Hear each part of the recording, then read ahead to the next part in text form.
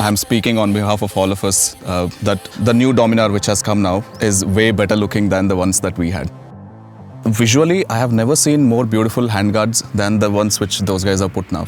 I would have put it even if I was riding in the city for the way it looks. It just takes me back to the time when we guys were riding in the Arctic region. I'm sure it's helped you also when you're doing high speeds in Malaysia. Oh yes, definitely. Not just the hand guards, but the crash guards as well. Yeah. Because in Bali, a truck came full speed and banged into me. I think the crash guards really saved the motorcycle. That's a brilliant thing, especially now since you can just go to a showroom and pick up one with crash guards.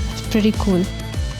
आपके लिए तो सबसे पहला और सबसे priority वाला तो part Wanderer के लिए navigation is mandatory. and USB charging. Basically जब आप रिमोट रीजन में होते हो तो नेविगेशन चाहिए होता है। आप कितने लोगों से पूछोगे? करेक्ट। तो लोग भी नहीं मिलते हैं, बस ऐसे ही चले जाओ, फिर मैप डाउनलोड करो, लगाओ और USB चार्जर से चार्ज करो फ़ोन और ऑल डे आप सीधा चल सकते। The visor design is done very well with those two holes, you know.